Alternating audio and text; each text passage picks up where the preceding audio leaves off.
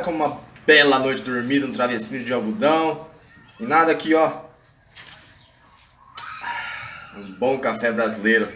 Bom, eu acabei de falar para vocês aqui sobre duas grandes culturas importantíssimas para o agronegócio mundial. Tem muita importância, tanto para dados econômicos, mas também para o segmento alimentício e de confecção. Só que para chegar na sua casa, aquele café top mesmo para se beber, e aquele travesseiro confortável feito de algodão, o agricultor precisa realizar alguns manejos, algumas defensivas contra as pragas e doenças que atacam sua lavoura. E é justamente sobre esse tema que nós vamos falar hoje. Iremos abordar hoje sobre pragas e doenças na cultura do café e do algodoeiro. Bom, mas antes de começar, gostaria de perguntar para vocês: você sabe o que é uma praga? Você sabe o que é uma doença? Praga. Um organismo é considerado praga quando é constatada sua presença na cultura. E no conceito de manejo integrado de pragas, um organismo é considerado praga a partir do momento que esse organismo causa danos econômicos. Doenças são anormalidades provocadas por micro-organismos, como bactérias, fungos, nematóides e vírus, mas podem ainda ser causadas por falta ou excesso de fatores essenciais para o crescimento das plantas, tais como nutrientes, água e luz. Neste caso, são também conhecidos como distúrbios fisiológicos. Bom, agora que você já descobriu um pouco mais sobre os conceitos de praga e doença, vamos agora aqui falar um pouco de conhecimento, histórico. De onde que tiveram os primeiros relatos, quem foram os primeiros pesquisadores que falaram sobre esse assunto e de onde surgiu essas primeiras pesquisas. Bom, os relatos mais antigos que temos por meio de escritos são descritos na Bíblia, lá em Deuteronômio 28, 22. O Senhor te ferirá com a tísica e com a febre, e com a inflamação e com o calor ardente, e com a secura, e com o crestamento e com a ferrugem, e te perseguirão até que pereças. E as primeiras pesquisas realizadas foram feitas por alguns pesquisadores. São eles: Micheli, Itália, 1729. Pesquisa: fungos causam podridões em frutos.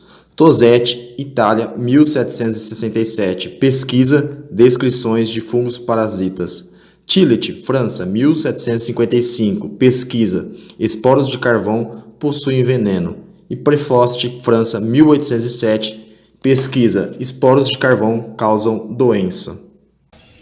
Bom, agora eu vou falar sobre dois períodos que aconteceram na história que marcaram a presença no incentivo à pesquisa sobre doenças e pragas e seus manejos, né? Bom, de 1845 a 1849 foi conhecido como um período que marcou a Irlanda para sempre. Esse período aconteceu a Grande Fome. Nessa época a Irlanda ela dependia do consumo de batatas. E nesse caso, uma doença atacou a batata, fazendo que quase 1 milhão de pessoas perdessem suas vidas.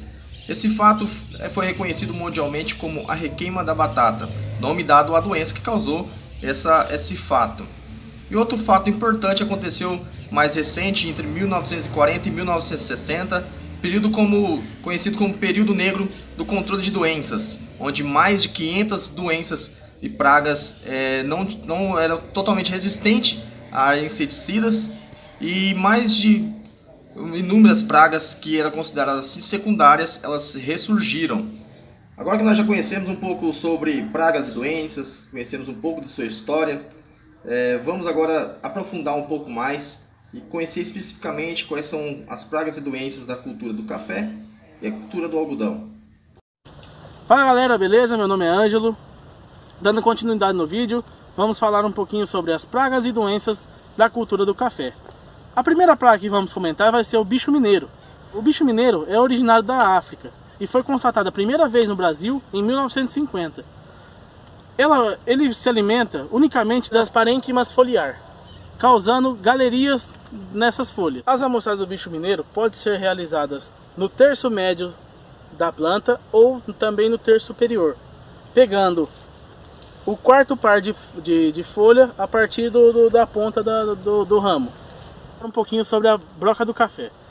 A broca do café é um pequeno besourinho originário da África que veio para o Brasil provavelmente através de sementes importadas. As fêmeas atacam os frutos elas fazem um buraquinho nos... As amostragens devem ser feitas no período de trânsito, período em que as fêmeas depositam os seus ovos no fruto em fase de chumbinho. São coletados aproximadamente 100 frutos do terço médio e do terço inferior da planta para fazer a análise da porcentagem de infestação. Bom galera, agora vamos falar um pouquinho sobre doenças do cafeeiro. A primeira doença que vamos falar é a ferrugem ou a ferrugem alaranjada. Ela foi constatada no Brasil na década de 70. Sua disseminação se deu-se rapidamente, atingindo todas as regiões do Brasil que produziam café. A ferrugem ataca inicialmente as folhas da saia do cafeeiro, subindo para o ápice da planta, e infecções generalizadas. O sinal característico da ferrugem são a presença de massa de esporos na cor amarela ou na cor laranja, localizada na face inferior da folha. A amostragem da ferrugem no cafeeiro, ela é realizada no terço inferior da planta e no terço médio da planta, pegando o quarto par de folhas, tirando de base a ponta dos galhos. Vamos falar um pouquinho agora sobre a antracnose. A antracnose ela é um fungo oportunista que ataca ramos, ataca botões florais, flores e frutos, principalmente na sua fase inicial. Sintomas iniciais são manchas circulares na cor verde claro nas folhas, e nos frutos e ramos são na cor escura e deprimidas.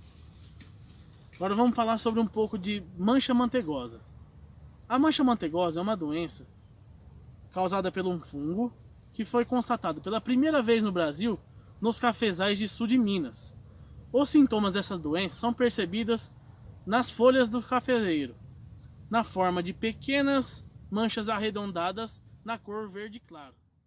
Olá pessoal, meu nome é Amanda e agora nós vamos falar um pouco sobre as doenças e pragas na cultura do algodoeiro. Primeiramente nós vamos falar sobre a ferrugem do algodão.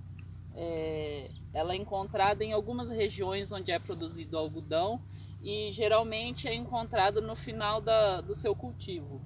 E ela pode ser amostrada no terço médio ou superior da planta. É causada por um fungo e aparece entre o florescimento e a frutificação. É transmitido por um vírus, que esse vírus é transmitido pela mosca branca e vale ressaltar que ele não é transmitido planta a planta, e sim pela mosca que transmite o vírus. Causado por fungos, ele se encontra nas principais regiões produtoras de algodão.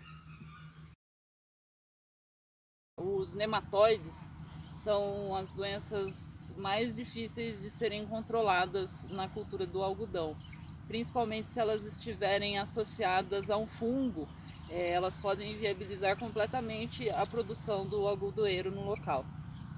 Eu vou estar falando um pouco agora sobre as principais pragas que atacam a cultura do algodoeiro e, é claro, são as pragas mais importantes e que geram grandes danos econômicos para a cultura do algodão. Uma delas é a broca da raiz. Essa broca ela é causada por um besouro de coloração parda escuro que mede cerca de 5 milímetros. Esse besouro ele causa galerias nas raízes das plantas, ou seja, nos vasos lenhosos das mesmas, e isso acaba às vezes diminuindo a produtividade do algodoeiro ou até mesmo a morte da planta. E a amostragem desse besouro deve ser realizada cerca de 20 a 30 dias antes da semeadura para estar localizando possíveis insetos. E também deve ser realizado a amostragem em plantas que possam estar hospedando esse besouro. E a mosca branca, que é uma das principais pragas aí da cultura do algodoeiro, essa praga ela injeta uma toxina na planta. Essa toxina vai acabar ocasionando a paralisação da planta e consequentemente uma falta de crescimento, ocasionando em uma baixa produtividade. Essa praga ela é amostrada a partir do quinto nó do ápice superior, onde você vai estar contando a quantidade de mosca que há nessa região para estar quantificando a quantidade de indivíduos. Eu vou estar falando agora um pouco sobre o bicudo, que é considerado uma das pragas mais prejudiciais à agricultura pelos danos que ele causa e pelas dificuldades do seu controle. Bom, o bicudo do algodoeiro, ele é uma praga que foi introduzida no Brasil, ou seja, ela foi trazida de outros países e que em 30 anos essa praga ela acabou se disseminando para todas as regiões do Brasil, tendo como principal cultura atacada a cultura do algodoeiro. Bom, a constatação do bicudo no Brasil, ela ocorreu pela primeira vez em fevereiro de 1983 em um cultivo de algodão próximo ao aeroporto de Viracopos. Por isso que ela é considerada uma praga que foi introduzida no Brasil.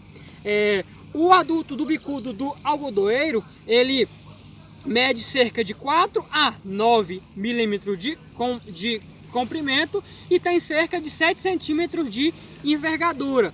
Ele tem uma coloração que varia desde o pardo acinzentado ao preto, com pelos dourados. Bom, e por isso ele é também considerado uma das pragas que mais causa dano. Falando agora um pouco sobre a fêmea do bicudo do algodoeiro, a mesma, ela deposita os seus ovos principalmente nos botões florais e maçãs, e após a eclosão desses ovos, as larvas elas permanecem dentro do botão floral, usando essa estrutura como proteção, ou seja, um habitat para ela se desenvolver e como fonte de alimento, até que o indivíduo se torne adulto. O adulto do bicudo do algodoeiro, ele move-se lentamente sobre a estrutura das maçãs, depositando os seus ovos e com isso aumentando a quantidade de indivíduos. Bom, a população do bicudo do algodoeiro, quando ela não é controlada, ela pode destruir completamente a produção de um algodoeiro, e as lavouras de algodão elas sofrem prejuízos que variam de 3% a 75% da produtividade esperada, ou seja, ela é uma praga de muito dano econômico. Vou falar um pouco agora sobre o método de amostragem do bicudo do algodoeiro.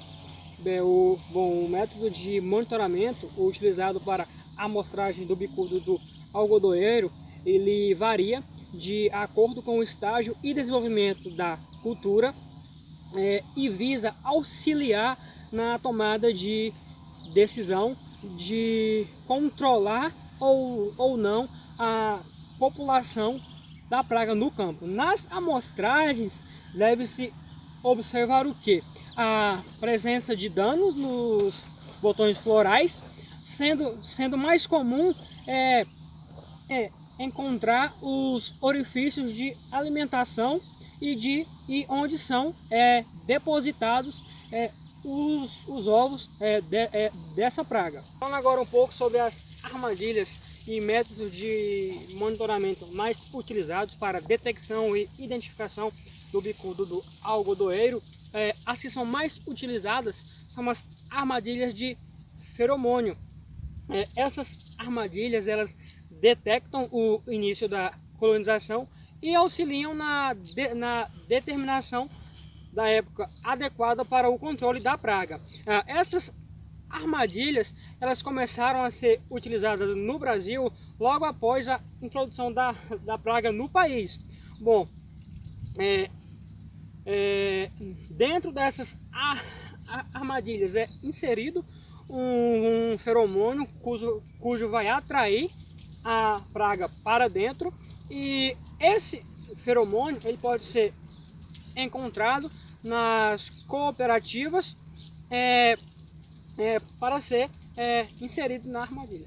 Bom, uma outra forma de se amostrar o bicudo do algodoeiro é através da coleta de botões florais, onde sugere-se que a coleta dos botões para avaliação dessa praga inicie-se logo após que as plantas apresentem em média 3 botões florais com 10 dias de idade. Nessa amostragem deve-se avaliar no mínimo 100 botões florais nesse período de 10 dias de idade. Outra amostragem, ela recomenda que a cada 7 dias, dos 40 aos 110 dias após a emergência das plantas, seja avaliado a presença dessa praga em média 5 hectares da área. Para você que curtiu o nosso vídeo, deixe seu gostei, se inscreva no nosso canal, ative as notificações e compartilhe com seus amigos. Caso tenha alguma dúvida, deixe nos comentários aqui abaixo que vamos responder da melhor forma possível. Valeu, galera!